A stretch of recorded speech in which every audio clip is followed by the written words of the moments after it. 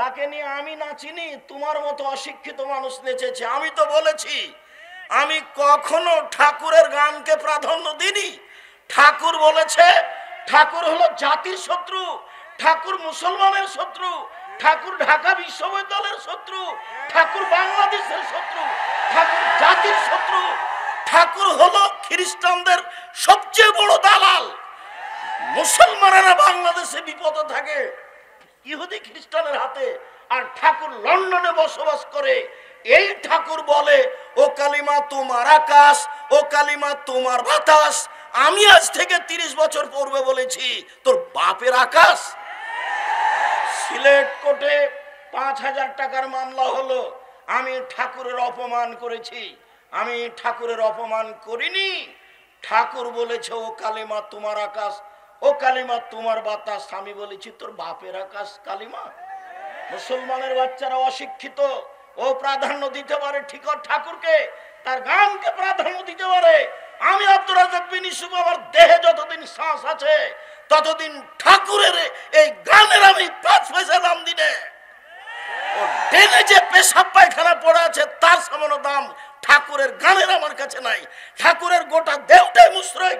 ঠাকুর নিজের হিন্দু, ঠাকুরের কলম হিন্দু, ঠাকুরের কর্ম হিন্দু, ঠাকুরের জাতি হিন্দু, ঠাকুরের গান হিন্দু। ঠাকুরের কথা আমার ছেলে মেয়ে পড়বে। 1971 সাল থেকে বাংলাদেশে আজ পর্যন্ত কোন শিক্ষিত মানুষ শিক্ষামন্ত্রী হয়েছে এটা আমার জানা নাই। আমি দীর্ঘদিন থেকে বলে আসছি খ্রিস্টানের দালাল ঠাকুর, সেই ঠাকুরের গান আমার ছেলে মেয়ে পড়বে, এটা আমি কোনোদিন গ্রহণ করিনি। জাতির যদি রাস্তাঘাট করে দিতে না পারি, জাতির যদি স্কুল কলেজ করে দিতে না পারি, জাতিকে চূড়ান্ত সঠিক ধর্ম দিতে পারবো ইনশাআল্লাহ। ধর্মের ব্যাপারে জাতিকে ফাঁকি দিয়ে পরকাল হারাতে রাজি নই। এইভাবে দিন কাটাতে আমি আব্দুর রাজ্জাক বিন ইউসুফ প্রস্তুত নই। সঠিকটাই জাতির কাছে পেশ করার চেষ্টা করব ইনশাআল্লাহ। মরা বাঁচা আল্লাহর হাতে। বলছিলাম সম্মানিত দিনী ভাই বোন, ইহুদি মুসলমানদের দাম দেয়নি, খ্রিস্টান দেয়নি, হিন্দু দেয়নি। ইসলাম আসার পূর্বের নাম হচ্ছে জাহেলিয়াতের যুগ। জাহেলিয়াতের যুগে মেয়েদের দাম দেওয়া হয়নি।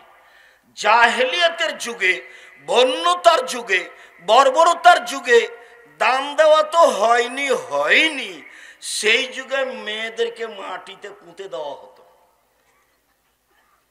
মুসা আলাইহিস সালাম যখন ফেরাউনের কাছে গেলেন, গিয়েই মুসা আলাইহিস সালাম ফেরাউনকে বললেন যে বানি ইসরায়েলকে ছেড়ে দেন, স্বাধীনতার দরকার আছে, স্বাধীনভাবে বসবাস করতে চাই।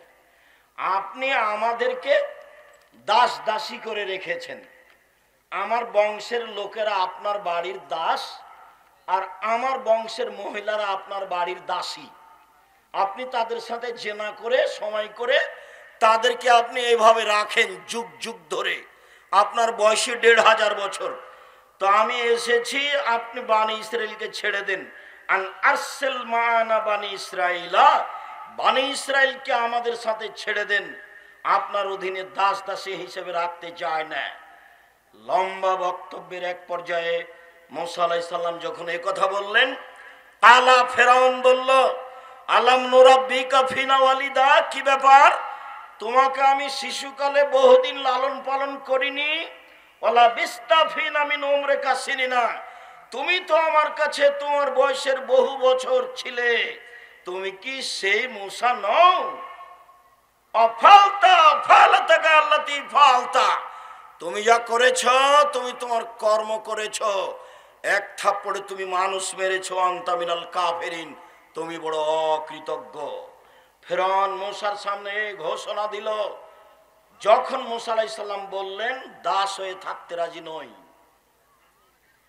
মুসা আলাইহিস সালাম বললেন কালা ফালতুহা, জি আমি এক থাপ্পড় মেরে মানুষ মেরেছি, থাপ্পড় দিয়ে মানুষ মেরেছি, কথাই ঠিক। এদান ওয়ানা মিনাল দাল্লিন, তখন আমি ভুল পথে ছিলাম। ফারারতু মিনকুম, আমি তোমার ভয়ে পালিয়ে গেছি। লাম্মা খিফতুকুম, যখন ভয় করেছি তোমার কাছে থাকলে তুমি আমাকে হত্যা করবে। আমি বহু পথ অতিক্রম করে চলে গেছিলাম। ফাওয়াহাবালি রব্বি হুকমান, আমার প্রতিপালক আমাকে জ্ঞানে গুণে পূর্ণ করেছেন। ওয়াজআলানি মিনাল মুরসালিন, আমাকে নবী করেছেন। অতিলকা নিয়ামাতুন তামুন্নুহা আলাইয়া, হ্যাঁ আপনি আমার প্রতি অনুগ্রহ করেছেন। শিশুকালে আপনি আমাকে লালন পালন করেছেন, অনুগ্রহ করে আপনি খোঁটা দিয়েছেন। এই সুবাদে আপনি বনী ইসরায়েলকে দাস দাসীতে পরিণত করেছেন। আপনি বড় উদ্ধত স্বৈরাচার, সীমা লঙ্ঘন করেছেন। সেই দিন মুসা আলাইহিস সালাম ফেরাউনের সামনে এইভাবে ঘোষণা দিয়েছিলেন, সরকারের কাছে টাকার জন্য যেতে হবে না, সরকারের কাছে দাওয়াতের জন্য যেতে হবে, নিজের স্বাধীনতার জন্য যেতে হবে, নিজের ব্যক্তিত্ব হারানোর জন্য সরকারের কাছে যেতে হবে না। ফেরাউন কোনো সাধারণ সরকার নয়, ১৫০০ বছর থেকে বলে আসছে আমি আল্লাহ। এরকম এক ব্যক্তির কাছে যে মুসা এভাবে বলছেন। বলছিলাম এই জাহেলিয়াতের যুগে একটার পর একটা চলে আসছে। তারা মেয়েদেরকে মাটিতে পুঁতে দিয়েছে, তাদের সাথে জেনা অন্যায়ের কোনো হিসাব নেই। জাহেলিয়াত মানেই জাহেলিয়াত। স্বামী মারা গেলে 1 বছর তাকে শোক পালন করতে হবে বাড়ির পিছন দিকে কুঁড়ে ঘরে। জাহেলিয়াত, বুখারী মুসলিমের হাদিস। স্বামী মারা গেলে, হিন্দুরা তো স্বামী মারা গেলে বাস বিবাহ হবে না, বিধবা বিবাহ বাতিল। বঙ্কিমচন্দ্র চেষ্টা করে, রাজা রামমোহন রায় চেষ্টা করে, খুব একটা সফল হতে পারেনি, আজও হয় না। হাজারো মেয়ে কম বয়সে মারা গেছে, বাপের বাড়িতে আছে, ভিক্ষা করে খাচ্ছে। তারা এটা গ্রহণ করেনি, তারা শিক্ষিত মানুষ নয়, তারা মেয়েদের দাম দিতে হবে কিভাবে জানা নাই, জানেনি তারা। জাহেলিয়াতের যুগে স্বামী মারা গেলে 1 বছর বাড়ির পিছন দিকে থাকতে হবে একটা কুঁড়ে ঘরে।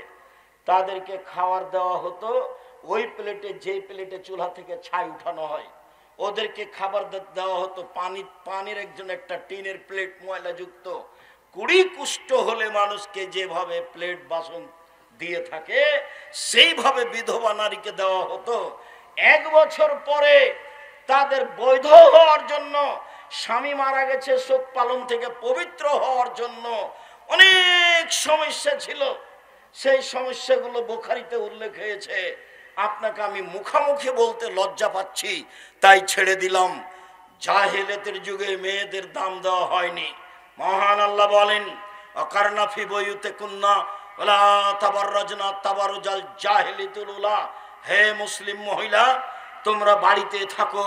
বর্ণতার যুগে, বর্বরতার যুগে, অসভ্যতার যুগে নারীরা যেভাবে যৌবনকে বিক্রি করে, বর্বরতার পরিচয় দিয়ে রাস্তাঘাটে ঘুরতো, সেভাবে ঘুরো না, তোমাদের মান সম্মান আছে। জাহেলিয়াতকে লক্ষ্য করে আল্লাহ বলছেন, ওয়াইদা বুশরা আহাদুহুম বিল উনসা দাল্লা ওয়াজহুহু মুসওয়াদ্দান ওয়া হুয়া কাযীম। জাহেলিয়াতের যুগে যদি কোনো মেয়ে জন্ম নিত তাহলে বাপের মুখ কালো হয়ে যেত, সে বাড়িতে লুকিয়ে থাকতো, দোকানপাটে বাজারে যেত না, মানুষে লজ্জা দিবে সেই জন্য। একটা মেয়ে হওয়াতেই সে চিন্তা করতো আইমসুকা হালাহুনিন, আমি আদুসহুফেত তোরাব, অপমান অবস্থায় মেয়ে বাড়িতে রেখে দিব না মাটিতে পুঁতে দিব। যদি রেখে দিই অপমান সুনিশ্চিত, আর যদি পুঁতে দিই বালাই চলে গেল। তাই তারা নিজে হাতে মেয়েকে মাটিতে পুঁতে দিত। কায়েস ইবনে সাবেত নিজে বলছেন, ওয়াআদতু সামানিয়া বানাতিন লি, আমি আমার 8টা মেয়েকে নিজে হাতে মাটিতে পুঁতে দিয়েছি। আল্লাহ রাসূলের সামনে এসে বিবরণ দিচ্ছেন, এর নাম জাহেলিয়াত। সুন্দর করে গর্ত খুঁড়েছে, গর্ত খুঁড়ে সুন্দর করে মেয়েকে সাজিয়ে নিয়ে গেছে। সাজিয়ে নিয়ে যাওয়ার পরে মেয়েকে বলছে, আম্মু দেখো তো নিচে কি। তখন মেয়ে তো বাপের সাথে আছে, যেমন নিচে দেখতে গেছে তেমন মেয়েকে ধাক্কা দিয়ে গর্তে ফেলে দিয়েছে। আব্দুর রাজ্জাক সাহেব, এটা হয় কি করে? আজও আপনার হবে, এটাই সহজ আপনার জন্য। কি বলেন আপনি? আমরা আজকে মেয়েকে এভাবে মাটিতে পুঁতে দিতে পারবো? হ্যাঁ অবশ্যই পারবেন। বলি আপনাকে, আপনি আপনার মেয়েকে ঢাকা বিশ্ববিদ্যালয়ে পড়াচ্ছেন, টাকা পয়সা খরচ করছেন, বারবার জিজ্ঞাসা করছেন আম্মু কেমন আছো, টাকা লাগলে বলিও, তোমার ভাইয়ার কাছে নিও। এভাবে বলতে বলতে হঠাৎ একদিন শুনছে যে আপনার মেয়ে অমুক মদখোরের সাথে চলে গেছে। তখন আপনি বলছেন যে তোকে ত্যায্য পুত্র করলাম, তোকে জবে করব, তোকে যদি পাই তো টুকরা টুকরা করে করত নদীতে ভাসিয়ে দিব। তো এখনই তো একটু আগে চুমা দিচ্ছিলেন আপনি আর টাকা পাঠাচ্ছিলেন, এখন মেয়ে তো একটাই, যদি দুইটা হয় তাহলে আপনার তো মন দুর্বল হয়ে গেছে। দাদি দাদি বলছে, নানি বলছে, কি করবি রে তুই, একটা ডিপি স্কুল না একটা গাভী নে। তো তিনটা যখন মেয়ে হয়েছে তখন দাদি নানি বলছে বউ তালাক দে, এ বউ চলবে না। এইটাই কি জাহেলিয়াত নয়? এটাই জাহেলিয়াত। একটু 19-20 সালে আপনি মেয়েকে ত্যায্য পুত্র করে তাকে জবাই করে করত নদীতে ভাসিয়ে দিতে চাচ্ছেন। এটাই ছিল তাদের কাছে সমস্যা। মেয়েরা নিজেরা সম্মান নিতে পারেনি। বেগম রোকেয়া যেভাবে মেয়েদের অপমান করেছে, তাই তো রংপুর জেলার মহিলা আবারও বই লিখলেন, কেন হবো অবরোধবাসিনী। ঠিক সেভাবে মহিলারা নিজে নিজে জাতির কাছ থেকে সম্মান হারিয়ে মাটিতে মিশে গিয়ে ইহুদি খ্রিস্টানদের নীতিতে পরিণত, ইহুদি খ্রিস্টানদের অপমান গ্রহণ করতে চায়। স্কিন পায়জামা পরে জাতিকে অঙ্গ প্রত্যঙ্গ দেখিয়ে শিক্ষা প্রমাণ করতে চায়। যেটা বন্যতা, যেটা বর্বরতা, যেটা অসভ্যতা, যেটা কুকুর শ্রীগালের চরিত্র, সেটাই পছন্দ করে আপনার কারণে। আপনি বাপ হওয়াটাই অভিশাপ। আপনার মতো বাপকে আমি কোনোদিন বাপ বলে স্বীকৃতি দিইনি। আমি বলেছি আপনি চাচা, বলেছি আপনি সৎ বাপ। আমি এ কথা খুব ভালোভাবে জানি যে আপনি সত্যই বাপ, এটা আমি খুব ভালোভাবে জানি। আপনি সত্যই বাপ, কিন্তু আপনার স্বভাবের কারণে, আপনার দুশ্চরিত্রের কারণে, আপনার শিক্ষার অভাবের কারণে, আপনার বোকামির কারণে আপনি আপনার মেয়েকে এইভাবে ধ্বংস করেছেন। তাই তো রাসূল সাল্লাল্লাহু আলাইহি সাল্লাম বলেছেন, 3 শ্রেণীর মানুষ কখনো জান্নাতে যাবে না। এক, আর রাজলাতু মিনান নিসায়ে, পুরুষের বেশধারী নারী, যারা পুরুষের জুতা স্যান্ডেল পরে, যারা পুরুষের শার্ট প্যান্ট পরে, যারা পুরুষের পোশাক পরে, তারা জান্নাতে যাবে না। ও দায়ুস, আর আপনি যাবেন না। আপনি যে ওই মেয়ের বাপ, যে মেয়ের পোশাক পরে সেই মেয়ের পিতা আপনি, যার কারণে আপনি যাবেন না। এই কথা মুহাম্মদ সাল্লাল্লাহু আলাইহি সাল্লাম বলেন। মুগীরা ইবনে শুবা রাদিয়াল্লাহু তাআলা আনহু বলেন, আল্লাহর নবী বলছেন, আল্লাহ তাআলা হারাম করেছেন এক, উকুকাল উম্মাহাত, মায়ের অবাধ্য চলা হারাম। ঘুম থেকে উঠে দেখে মনে হচ্ছে মায়ের মতো বড় শত্রু আর কেউ নেই। মায়ের মতো বড় শত্রু আর কেউ নেই। মাটির উপরে সবচেয়ে খারাপ মানুষ হলো মা, এটাই মনে হচ্ছে। আল্লাহর নবী বলছেন সবচেয়ে বড় হারাম হচ্ছে মায়ের অবাধ্য চলা। 2, মানাওয়াহাতিন, কৃপণতা অবলম্বন করা। 3, ওয়াদুল বানাত, মেয়েকে মাটিতে পুঁতে দেওয়া।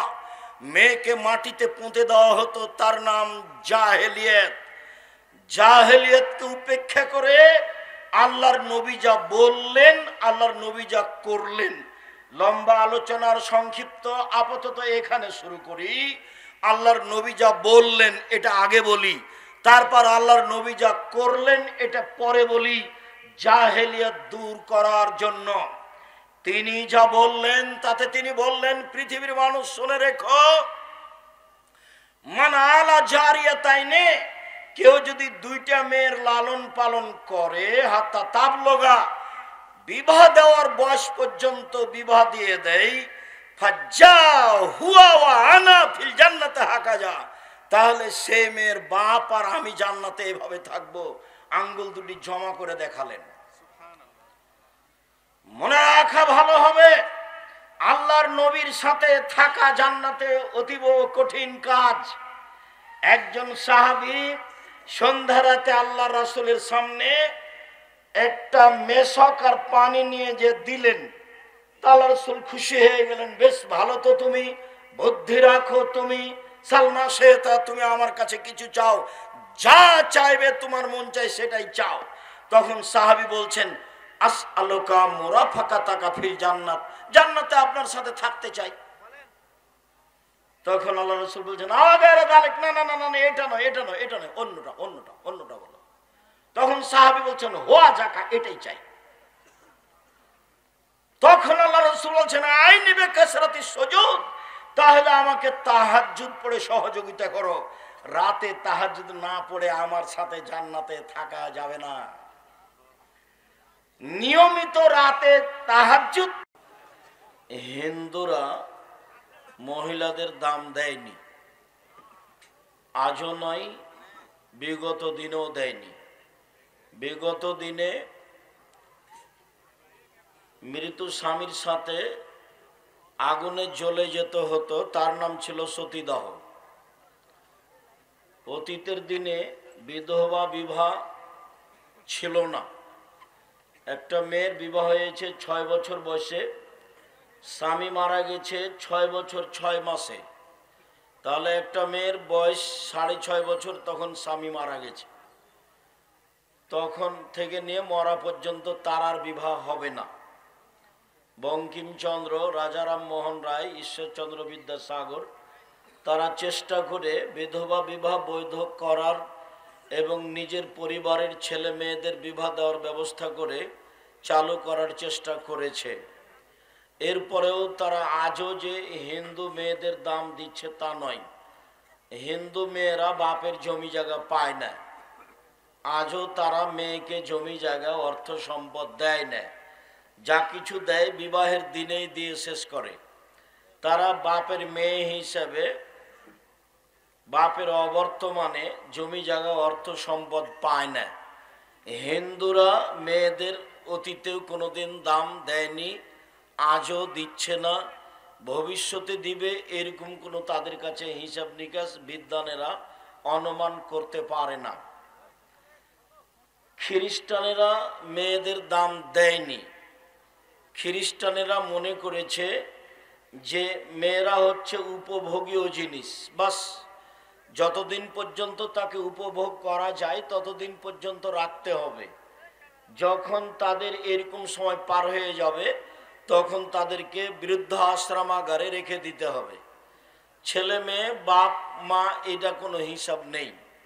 বিবাহ দিতে হবে, বিবাহ পড়াতে হবে, তাদের ছেলে মেয়ে বৈধ সূত্রে হবে, এটা তারা প্রয়োজন মনে করেনি। আর বৃদ্ধ আশ্রমাগার খ্রিস্টানদের পক্ষ থেকে এসেছে, কাজেই বৃদ্ধ আশ্রমাগার মুসলমান করতে পাবে না। মুসলমান এত নোংরা ইতর শ্রেণীর জাতি নয়। ওরা পিতামাতাকে কিভাবে ভালোবাসবে তার পথ পদ্ধতি আল্লাহ তাআলা নিজেই বলেছেন, আল্লাহর নবীও অনেক বলেছেন। কাজেই মুসলিম মানুষ তাদের পিতামাতাকে কিভাবে মূল্যায়ন করা লাগবে সেটা ভালোভাবেই জানে। ওদের জন্য একটা বাড়িঘর তৈরি করে খাওয়ার ব্যবস্থা করে বৃদ্ধ মানুষকে ছেলে মেয়েকে ছেড়ে ওখানে থাকতে হবে, এরকম নোংরা ন্যাক্কারজনক কাজ যেটা খ্রিস্টানদের কাজ, এটা মুসলমান করেনি, করবে না। যদি কেউ করে থাকে তাহলে সে খ্রিস্টানের নীতিতে চলে।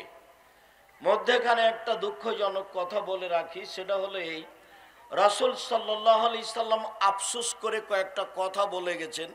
অনেক হাদিস আছে তার আফসোসজনক, তার এইটা একটা যে পৃথিবীর মানুষ মনে রেখো, আমি আমার উম্মতের প্রতি আশঙ্কা করি এই জন্য যে আমার উম্মতের যারা আলেম ওলামা তারা ধর্ম বিক্রি করে খাবে। আদি আইম্মাতাম মুদিল্লিন, ভ্রান্ত হুজুর। আমি আমার উম্মতের উপরে যেটা বেশি আশঙ্কা করি সেটা হলো আলেম ওলামা মানুষ তারা ধর্ম বেচে খাবে, ধর্ম বিকৃত করে জাতির সামনে পেশ করবে, এইটা আমার একটা আফসোস। তিনি একথা বলেছেন,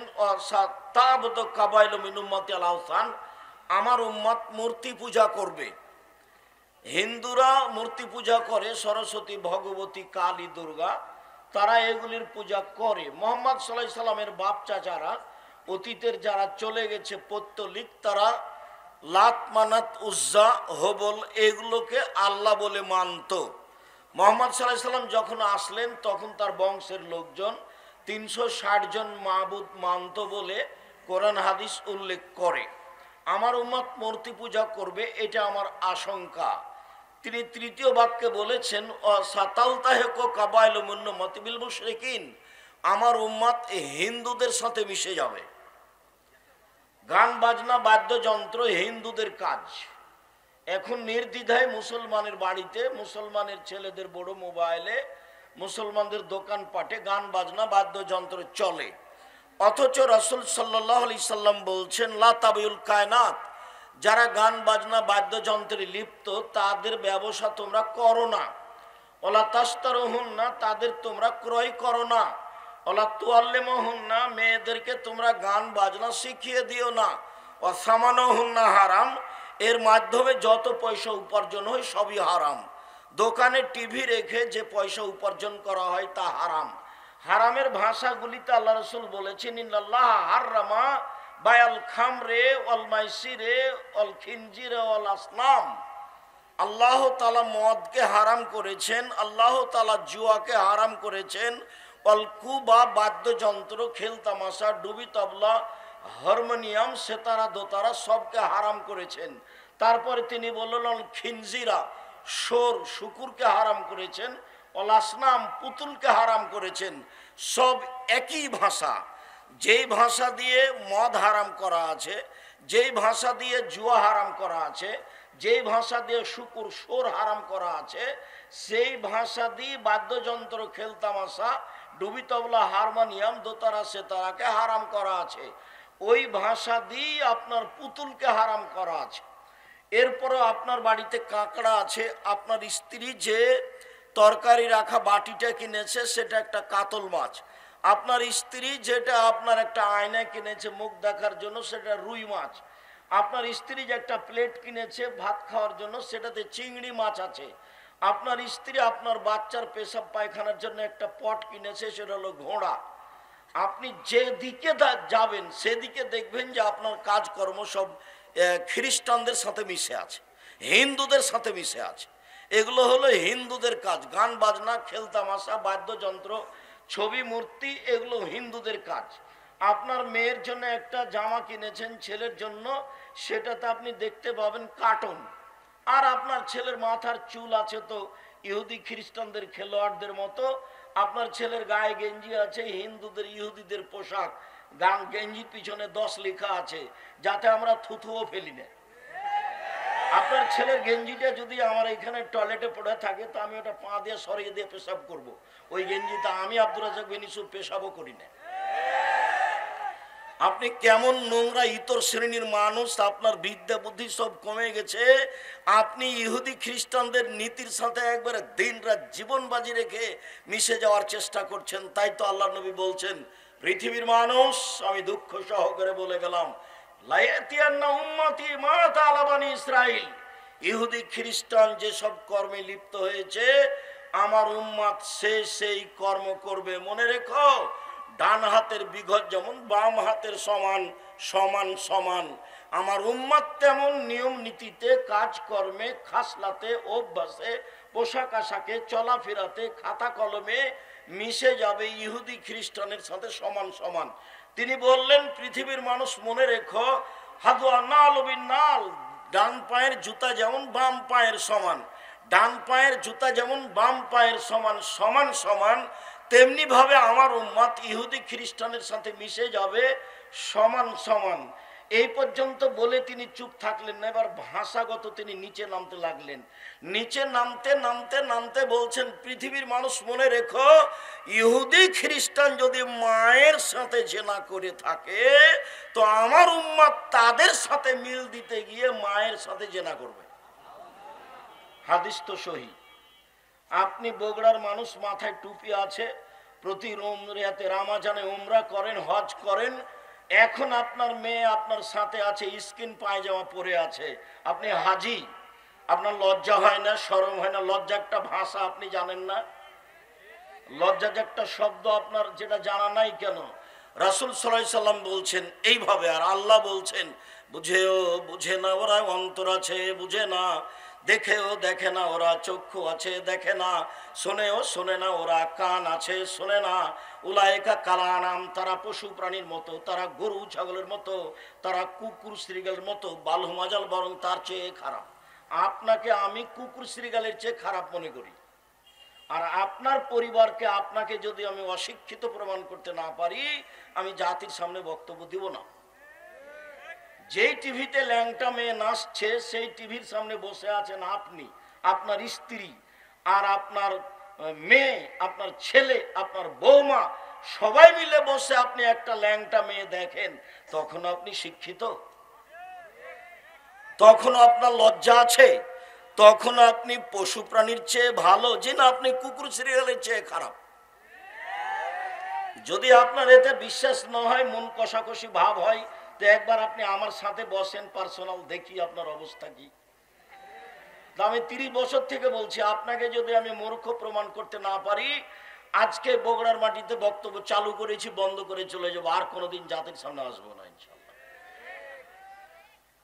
রাসূল সাল্লাল্লাহু আলাইহি সাল্লাম এটা দুঃখ করে বলেছেন, আফসোস করে বলেছেন, ওরা যদি মায়ের সাথে জেনা করে, তো আমার উম্মতের অভ্যাস, খাসলাত, শিষ্টাচার এত খারাপ হবে যে ওদের সাথে মিল দিবে মাথার চুল কাটাতে, ওদের সাথে মিল দিবে দাড়ি চেঁচে ফেলাতে, ওদের সাথে মিল দিবে মেয়েদের নখে নেইল পালিশ দেওয়াতে, বড় করাতে।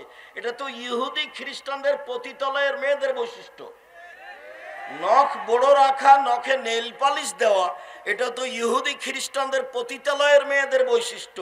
তো আপনার চোখের সামনে আপনার মেয়ের নখ বড় আছে, আপনি বলেন না কিছু, তখন আপনি শিক্ষিত? আমি যদি বলি আপনি কুকুর শ্রীগালের চেয়ে খারাপ, তা আপনাকে তো আমি 30 বছর থেকে বলছি যে নখে নেইল পালিশ দেওয়া, নখ বড় রাখাটা ইহুদি খ্রিস্টানদের পতিতালয়ের মেয়েদের বৈশিষ্ট্য। এটা আপনার হিসাব হয় না কেন? সব নবীদের বৈশিষ্ট্য ছিল 10টা, সব নবীদের অভ্যাস ছিল 10টা, সব নবীদের খাসলাত, স্বভাব ছিল 10টা। তার একটা হলো নখ কেটে ফেলা। আপনারও বড় আছে, আপনার মেয়েরও বড় আছে। আমার উম্মত ইহুদি খ্রিস্টানদের সাথে মিশে যাবে। খ্রিস্টান মেয়েদের দাম দেয়নি। তারা যখন মেয়েরা যুবতী হয়েছে, তখন তাদের সাথে জেনা আরম্ভ করেছে। যখন তাদেরকে আর ভালো লাগবে না, তখন তাদের সাথে জেনা বন্ধ করে বৃদ্ধ আশ্রম আগে দিয়ে দিবে। এই হলো নারী। আর ইহুদি বলেছে যে ওরা তো হলো ডাইনি, মহিলা হচ্ছে ডাইনি, ওরা হলো পেতনি, ওরা স্বামীকে খেয়ে নেয়। বগুড়াতে আজও হাজারো গ্রাম আছে যে গ্রামের মহিলারা বলে যে স্বামীর নাম ধরতে হয় না, নাম ধরলে স্বামী মারা যাবে। এটা হলো ইহুদিদের স্বভাব, এটা হলো ইহুদিদের স্বভাব। ইহুদি বলছে যে ও তো মানুষ নয়, ও তো ডাইনি, ও তো স্বামীকে খায়, ও তো মানুষকে খায়। ও আবার কি? ও কিছুই না, ও কোনো জাতি নয়, ওর 5 পয়সা দাম নাই সমাজে। আপনি আজকে একটা বই কিনে দেখুন, বইয়ের নাম হচ্ছে কেন এই নির্যাতন, কি তার প্রতিকার। বেগম রোকেয়া লিখেছে, অবরোধবাসিনী, মুসলিম মহিলা অবরোধবাসিনী। বগুড়া ট্রেন স্টেশনে বগুড়া জেলার কিছু মহিলা হজ করতে যাবে, তো ওরা পর্দা করে, তো ট্রেনে যাবে ঢাকা, তখন ওদেরকে পর্দার কারণে একটা বড় চাদর দিয়ে 3-4-5 জনকে ঢাকা আছে।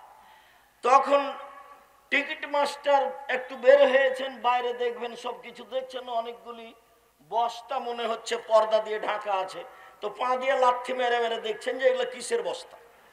বেগম রোকেয়া লিখছে এভাবে, যাই এ ব্যাপারে তিনি বলেছেন, তিনি বলেন 2টা মেয়ের যদি কেউ লালন পালন করে, তাহলে আমি আর সেই পিতায় একসাথে জান্নাতে এইভাবে থাকব। তখন তিনি তর্জনী এবং মধ্যমা আঙ্গুল দুটি জমা করে দিলেন।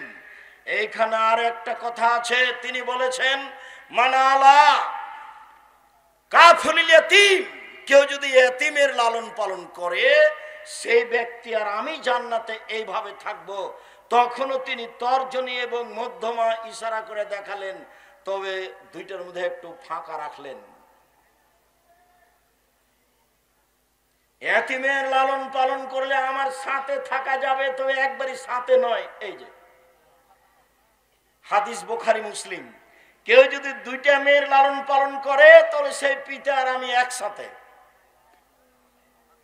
তিনি বলেন, পৃথিবীর মানুষ শুনে রেখো, মান আলা সালাসা বানাতিন, কেউ যদি 3টি মেয়ের লালন পালন করে, ফা আল্লামাহুন্না, লালন পালন মানে ফা আল্লামাহুন্না, তাকে বিদ্যা শিখিয়ে দেয়, ওয়াদ্দাবাহুন্না, তাকে শিষ্টাচার শিখিয়ে দেয়, ওয়াক্কাসাহুন্না, তাকে কাপড় পরিধানের ব্যবস্থা করে দেয়, তার ওয়া আকলাহুন্না, ওর খাওয়ার ব্যবস্থা করে দেই, তাহলে কুল্লাহু সিতরান ইয়াউমাল কিয়ামা মিনান নারে, বিচারের মাঠে ওই মেয়ে তিনটি বাপকে জান্নাতে নিয়ে যাওয়ার জন্য জাহান্নাম থেকে অন্তরাল হয়ে যাবে। ওই দিকে থাকবে জাহান্নাম, এই দিকে থাকবে পিতার, মধ্যে থাকবে তিনটা মেয়ে। মেয়ে তিনটি আল্লাহকে বলবে, আমার পিতাকে আগে জান্নাতে দেন, তারপরে কোনো কথা। একবারে শক্তভাবে বেঁকে বসবে, যতক্ষণ পর্যন্ত তিনটি মেয়ের পিতা জান্নাতে যাবে না ততক্ষণ পর্যন্ত মেয়ে তিনটি সেখান থেকে সরে যাবে না, অন্তরাল হয়ে আছে। ওদিকে আছে জাহান্নাম, এদিকে আছে পিতার, মধ্যে আছে মেয়েরা। 10টা ছেলে লালন পালন করলে 1 পয়সা লাভ হবে, এই কথা মুহাম্মদ সাল্লাল্লাহু আলাইহি ওয়াসাল্লাম বলেননি। তো ছেলেকে পড়াবেন, শিক্ষা দিবেন কেন? জন্ম দিয়েছেন এই জন্য।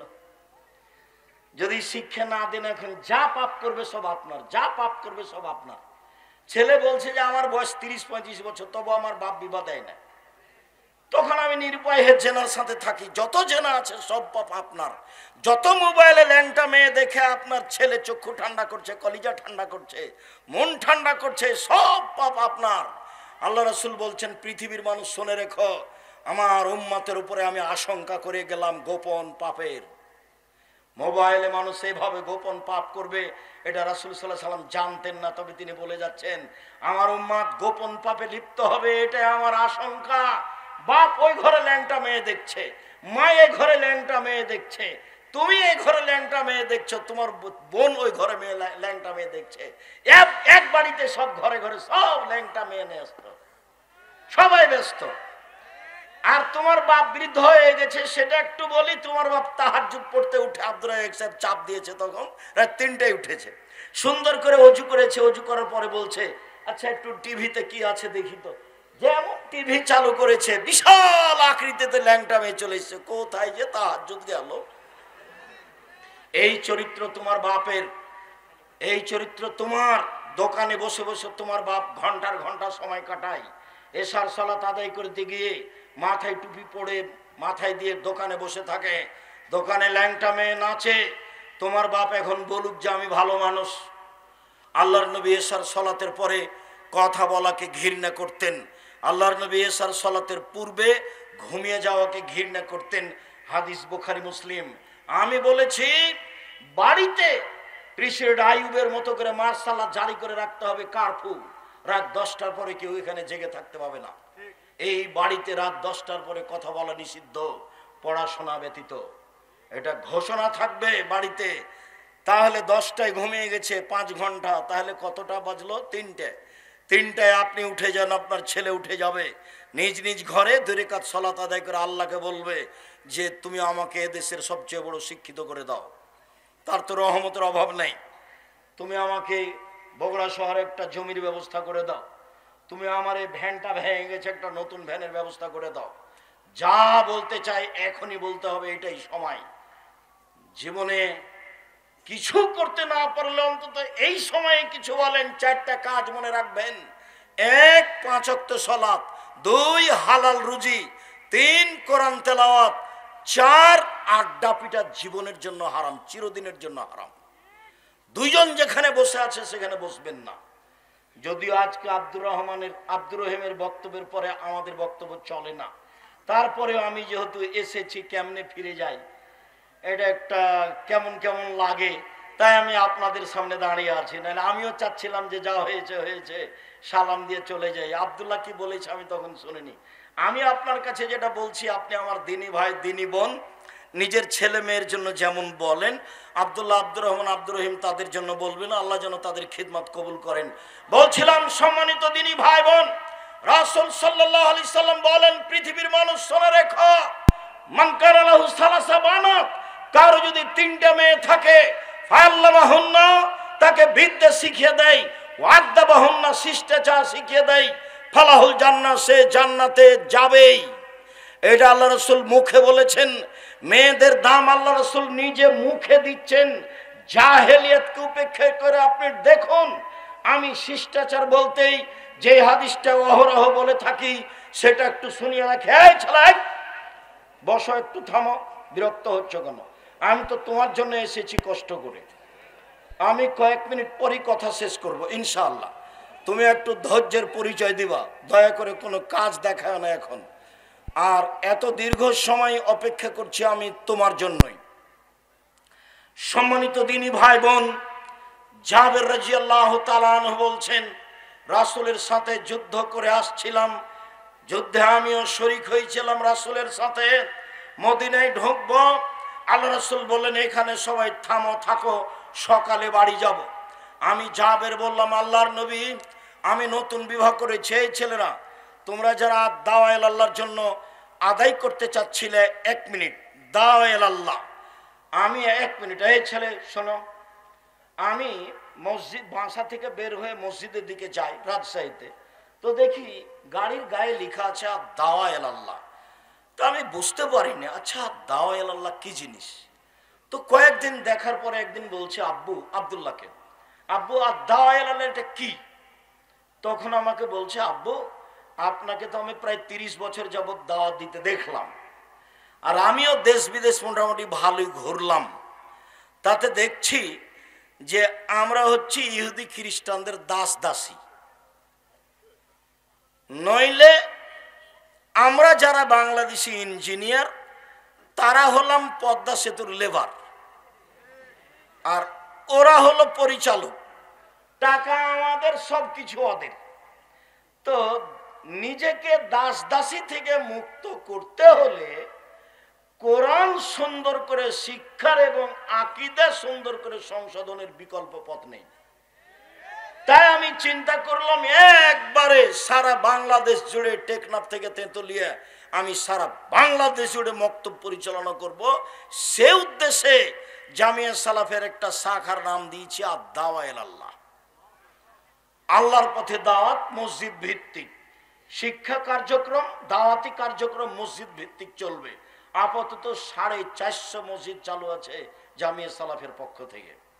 সাথে সাথে সারা দেশ থেকে মসজিদের ইমামেরা ফ্রি যাবে, ফ্রি খাবে, ফ্রি আসবে, ফ্রি বই পাবে আব্দুল্লাহর লেখা এই সিলেবাসের উপরে। এটা চালু করেছে। আপনি প্রশিক্ষণে যাবেন, খুব উচ্চমানের শিক্ষক রাখা আছে প্রশিক্ষণের জন্য, অনেক টাকা বেতন দিয়ে। আপনি ফ্রি যাবেন, ফ্রি থাকবেন, ফ্রি আসবেন। একমাত্র আপনার মসজিদে আকীদা, আদর্শ, কোরআন শিক্ষা কার্যক্রম বাস্তবায়ন করার জন্য জামিয়া সালাফের পক্ষ থেকে এটা একটা বড় পদক্ষেপ। আল ইতিসাম পত্রিকা 12 জন মুফতি দিয়ে দেখা হয়, 50টা প্রশ্নের উত্তর আছে। আপাতত এই দেশে এই মানের কোনো পত্রিকা নেই। আর জামিয়া সালাফের একটা বড় শাখা আল অনলাইন ইতিসাম টিভি, যেটা জামিয়া সালাফের, সেটা তো সব সময় বলি সবচেয়ে বড় প্রতিষ্ঠান বাংলাদেশে। শিক্ষা মানে, শিক্ষক গণে, আয়াতনে বাংলাদেশে জামিয়া সালাফের সবচেয়ে বড় প্রতিষ্ঠান। আয়াতনে রূপগঞ্জ, নারায়ণগঞ্জ প্রায় 100 বিঘা জমির উপরে, জামিয়া সালাফিয়া ডাঙ্গিপাড়া প্রায় 40 বিঘা জমির উপরে, মেয়ে শাখা আপনার এতে তানোরে 60 থেকে 77 বিঘা জমির উপরে, দিনাজপুরে যেটা প্রায় 20 বিঘা জমির উপরে। আয়তনে সবচেয়ে বড়, শিক্ষক সংখ্যায় 300 জন শিক্ষক শিক্ষিকা জামিয়া সালাফায়। শিক্ষক গুণে ইন্ডিয়ান শিক্ষক, সৌদি শিক্ষক, বাংলাদেশি শিক্ষক, দামি দামি শিক্ষক, মানে তাদের বেতন লাগে 2024 পর্যন্ত 32 লক্ষ। 2025 এসে কত লাগবে তা আমার কাছে হিসাব এখনো আসেনি। এটাই হচ্ছে আপনাদের জামিয়া সালাফিয়া। এইটাকে আপনি মনে রাখবেন। শুনুন, রাসূল সাল্লাল্লাহু আলাইহি সাল্লাম এবার জাহেলিয়াতকে লাথি মেরে মেয়েদের মর্যাদা দিতে গিয়ে বলছেন, পৃথিবীর মানুষ শুনে রেখো, ইন্নাল ইয়াহুদা কানু ইয়াজাহাজাত ফীহিম, যখন ইহুদিদের মধ্যে কোন মেয়ে ঋতুবতী হতো তখন তারা তাদেরকে বাড়ির পিছনে রেখে আসতো। ছি ছি ছি ছি ছি, ও পচে গেছে, ওর সাথে কথা বলা হবে না, ও যেন বিছানায় হাত না লাগায়, ও যেন ভাতের পাতিলে হাত না লাগায়, তাকে পিছনে রেখে দিয়েছে। সাহাবীগণ বলেন, আল্লাহর নবী এই যে মহিলারা ঋতুবতী হলে ইহুদিরা এরকম করছে, তো আপনি কি বলছেন? তখন আল্লাহ রসুল বলছেন, ইসনাউ কুল্লা শাইইন ইল্লা নিকাহ, ঋতুবতী মহিলার সাথে স্ত্রী মিলন ব্যতীত যা কিছু তোমার শান্তি তৃপ্তির জন্য তাই করো। ঋতুবতী হয়েছে তাতে কি হবে? তোমার বিছানে থাকবে, তোমার সাথে থাকবে, তোমার সাথে কথা বলবে, তোমার সাথে মান সম্মান ভোগ করবে, তোমার সাথে খাবে, তোমার সাথে চলবে, যে কোনো প্রয়োজনে তোমার সাথে থাকবে। হাদিস বুখারী মুসলিম। এই ঘোষণা যখন আল্লাহর নবী দিলেন, তখন ইহুদিরা বলল, মাইরিদু হাজার রাজুল আইয়াদানা ফি আমরিনা কুল্লা শাইইন ইলা ইউখালিফানা ফি। আরে কেমন মানুষ গো মোহাম্মদ, কত খারাপ মানুষ, শুধুমাত্র আমাদের বিরোধিতা করা তার কাজ, সবটাতেও আমাদের বিরোধিতা করে। এমনকি ঋতুবতী নারী হলেও সে আমাদের বিরোধিতা করে, সে এই ঘোষণা দিয়েছে। আয়েশা রাদিয়াল্লাহু তাআলা আনহা বলেন, ইন্নী কুনতু ইকতাসালতু মান নবী সাল্লাল্লাহু আলাইহি সাল্লাম মিন ইনাইন ওয়াহিদুন কালানা জুনুবুন, আমি এবং আল্লাহর নবী অপবিত্র অবস্থায় এক পাত্র থেকে পানি নিয়ে গোসল করতাম। এই কথা বলার পরে তিনি বলছেন, ফামারানি, তিনি আমাকে আদেশ করতেন, আনাত্তাজেরা, আমি ঋতু অবস্থায় স্ত্রী অঙ্গে একটি অতিরিক্ত কাপড় ব্যবহার করব। ফায়ুবাশিরুনি, তারপর তিনি আমার শরীরের সাথে শরীর মিশিয়ে থাকতেন। ইউবাশির মানে আমার শরীরের মাঝে আর রাসূলের শরীরের মাঝে কোনো কাপড় থাকতো না। ওয়ানা হায়েস, তখন আমি ঋতুবতী। ইহুদি বলেছে ও পচে গেছে, বাড়ির পিছন দিকে রেখে আসো, ছাই তোলা প্লেটে তাকে খেতে দিতে হবে, ময়লা গিলাসে তাকে পানি দিতে হবে, ও যেন বাড়ির ভিতরে না আসে, বিছানে হাত লাগাতে পাবে না, পাতিলে হাত লাগাতে পাবে না। আয়েশা রাদিয়াল্লাহু তাআলা আনহা বলেন, আল্লাহর নবী আমার গায়ের সাথে গাও লাগিয়ে কাপড় ছাড়াই রাত অতিবাহিত করতেন। আয়েশা রাদিয়াল্লাহু তাআলা আনহা বলেন, ওয়ান্নাহু ইখরাজ রাসাহু ইলাই ওয়ানা মুতাকিফ, তিনি ইতিকাফ অবস্থায় ইতিকাফে বসে আছেন, মাথাটা আমার দিকে আগিয়ে দিয়েছেন, লিয়াগসিলাহু, যাতে করে আমি তার মাথাটা ধুয়ে দিই। ওয়ানা হায়েজ, তখন আমি ঋতুবতী। মুহাম্মদ সাল্লাল্লাহু আলাইহি সাল্লাম নারীদের সাথে যা আচরণ করেন তা আয়েশার মাধ্যমে জাতির সামনে দিয়ে গেছেন। আয়েশা রাদিয়াল্লাহু তাআলা আনহা বলেন, আমি আশরাবুল মা, পানি পান করতাম গিলাসে, সুম্মা উনাবিলহু, আমি তারপর রাসূলের হাতে দিতাম, ফায়াদা ফাহু আলা মাওজিফিয়া, গিলাসের ওখানেই মুখ লাগাতেন যেখানে আমি মুখ লাগিয়ে পানি পান করেছি, তখন আমি ঋতুবতী। এই কথা আয়েশা রাদিয়াল্লাহু তাআলা আনহা বলেন। আয়েশা রাদিয়াল্লাহু তাআলা আনহা বলেন, আন-নবী সাল্লাল্লাহু আলাইহি সাল্লাম ইয়াত্তাকাউ ফি হিজরি, আল্লাহর নবী আমার উরু রানের উপরে মাথা দিয়ে কোরআন মাজিদ পড়তেন, তখন আমি ঋতুবতী। কোরআন মাজিদ আল্লাহর দেওয়া গ্রন্থ, পাক পবিত্র গ্রন্থ। আয়েশা ঋতুবতী মহিলা, তার উরু রানের উপরে মাথা রেখে আল্লাহর নবী কোরআন মাজিদ পড়তেন। আয়েশা রাদিয়াল্লাহু তাআলা আনহা বলেন, একদা আল্লাহর নবী বললেন, নাবিনিল খুমরা মিনাল মসজিদ, আয়েশা মসজিদ থেকে তুমি চাটাইটা দাও।